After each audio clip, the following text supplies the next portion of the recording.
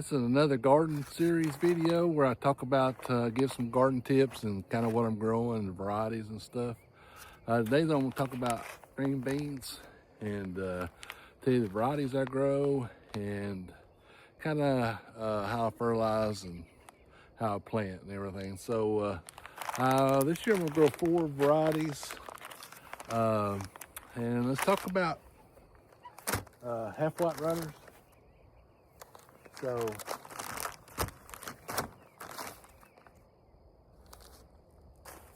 I don't know if it's a Appalachia or East Tennessee or whatever South deal, but half white runners is what I grew up on.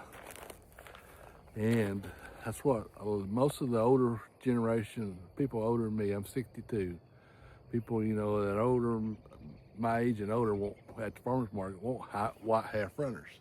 Now, 7 or 8 years ago, I grew 2 crops in a row that, probably 10 years ago, I grew 2 crops in a row that I didn't like the texture of them. They were like tough, or they were fibrous or something, for another word I'm looking at. They're just kind of chewy or something, and so I went around and looking for another bean, and we found Blue Lake, which is this is a Blue Lake.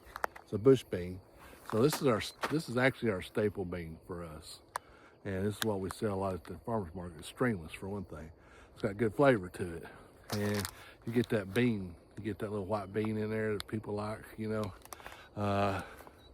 So this is our mainstay, Blue Lake. I'm gonna try a new one this year called Tenderette. I think I grew it last year in the fall and it turned out really well, so I got a pound of it. We'll try it. But as far as half white runners, they've come to the University of Tennessee has come out with a new strain a few years ago, and we grew it last year for the first time. And I got some left over, so I'm gonna grow it again. And I didn't get a chance to eat any. I can't remember if I took some over to mom and dad. Usually if I grow a different green bean, I take them over there and let them try and let them if it's no good or whatever. Because, anyway, so it got hot and dry and we didn't get a chance to eat any. I sold all of them. But this is supposed to be the new white half runner. Supposed to have that old timey flavor to it, the good flavor and the good tenderness like they used to have, and not that old stringy stuff. So I'm gonna grew it last year, like I said, and I didn't get a chance to try it, so we're gonna grow more this year, and it sells out. And another variety I'm trying is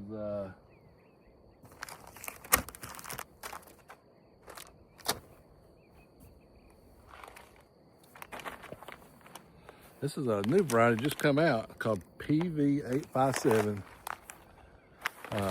Supposed to be heat tolerant, so this will be my 3rd and 4th or 5th planting. All these other ones will be Blue Lake and half white runners will be my 1st, 2nd, and I'll try those Tenderettes, another Blue Lake, and then we'll try these, and we'll see. As far as growing, of course, half white runners are a pole bean. These are all bush beans. I think that volunteer is kind of a semi-pole. You can do either one. We didn't pole nothing. We just grew too much of it to pole. And we just kind of grew it as a bush and it did fine. But whatever reason, some people like pole beans. And what we used to do, or what I used to do, is plant it with the corn. And it'd grow up with the corn and it makes easy picking. And also beans, will somewhat replace nitrogen in your soil, so it also feed that corn the nitrogen that it needed. So it's a win-win. That's one good way to do something. If you got a limited space and you want pole beans, I guess you could even do bush beans, but plant them with your corn, and it help fertilize your corn, and it'll run up your corn stalks and makes it easy to pick. You don't have to put poles out. I used to do that every year when we had our little family garden. And I'd do it every year with half white runners, and it worked really good.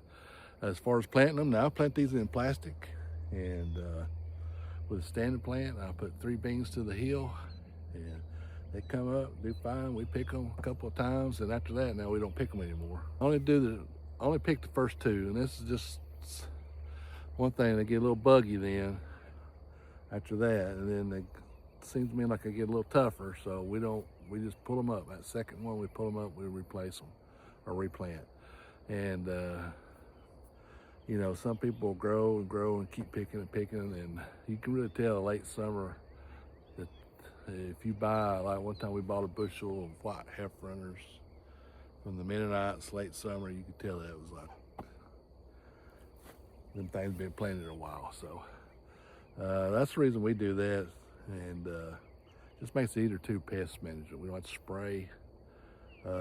You leave them on there now, bugs will get to them eventually. So, but as far as fertilizing, I just hit them with my 20-20-20, just like I do all my other stuff. They do fine. Sometimes I don't even fertilize them as much as the others. They're usually, beans are usually the last thing I leave out for last. If I have any left over, I'll spray them, fertilize them with water, soluble fertilizer. And if I don't have any, I just wait till the next time. And so I just lightly fertilize them anyway. So to me, they're the easiest thing we grow here, green beans. Hardest thing to pick, but the easiest thing to grow. So, and I just single row mine back when the kids were younger. They'd help us pick. I would double row, and we would plant 3 rows at a time. So it'd be 6 rows total that we'd pick, but we could pick a lot in an hour. So now it's just me and Allison, and we're getting old and fat, so I don't sell any kind of bulk beans anymore. We just sell by the quart. So, but we just plant them in plastic, and we've been doing that for a long time, and it works really well. So they seem to do good in it, and you can plant them a little earlier. I'll put them as soon as we get the plastic in. I'll put beans in any kind of seed we can plant in the plastic, and